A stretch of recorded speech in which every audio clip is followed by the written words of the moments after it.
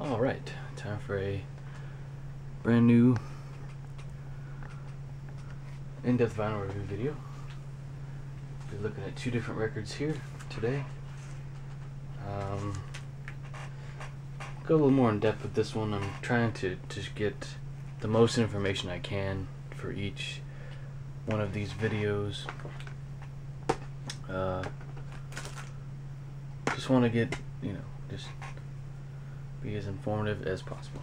Anyways, here's the Beatles Red Album, 1962 to 1966. This is pretty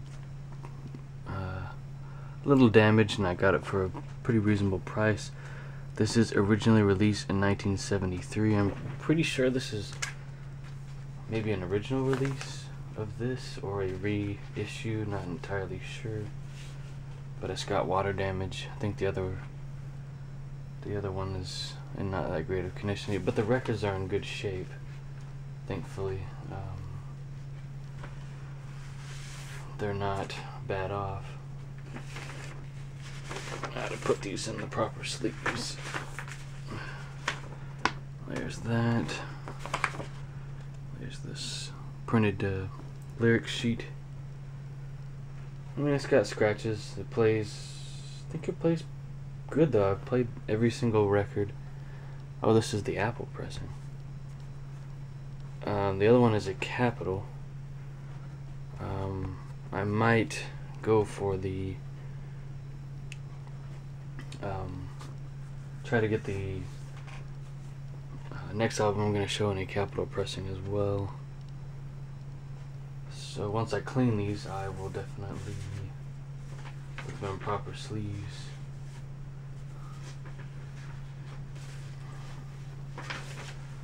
Because as we all know, paper sleeves tend to scratch records. I don't know why they ever even put records in paper sleeves. It's still done today. Maybe the paper usually oh, fell straight through the paper. That's great. Usually there's the same image on the back.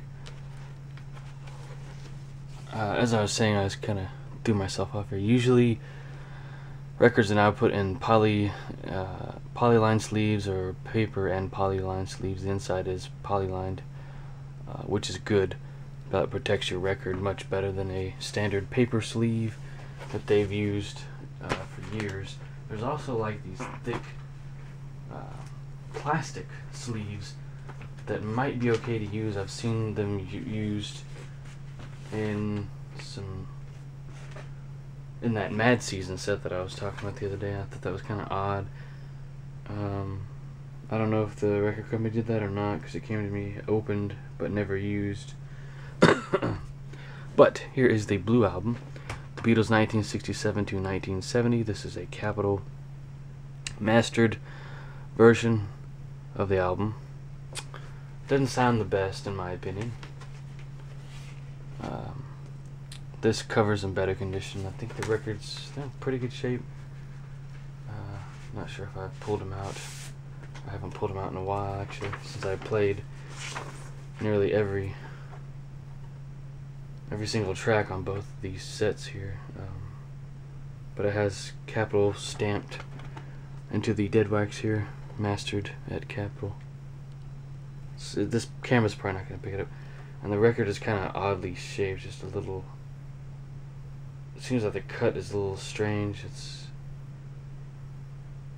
I don't know. It's just kind of an odd shape in my opinion. Plays alright. It's not warped. There's the printed sheet. And this is doesn't come through the paper right here. That's the other problem with paper sleeves, is the record comes through them eventually if it tears.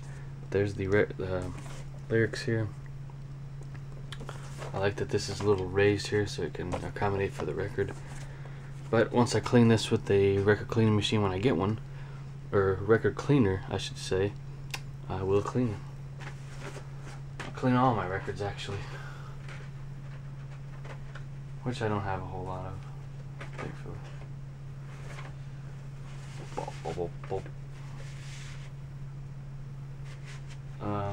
But you know, you got all their hits here once again.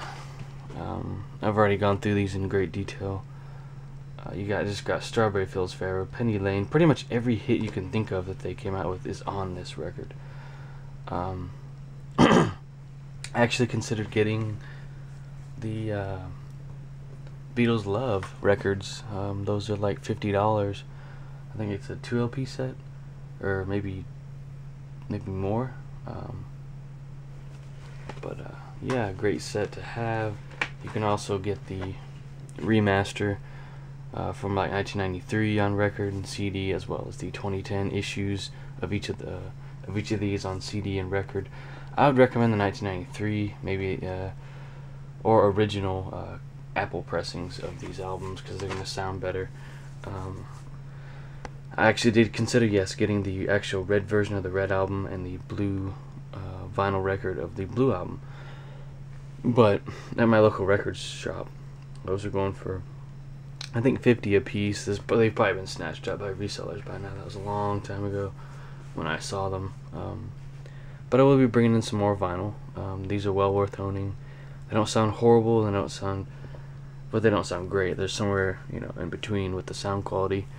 But I've got all their good albums on CD. So, but pick these two up if you can. I was lucky enough to find them at my local half-price bookstore. That's a chain. Actually at 2 different locations. So yeah, that does it for this video, guys. If you have any questions, feel free to ask. Go ahead and hit that like button, comment, and subscribe.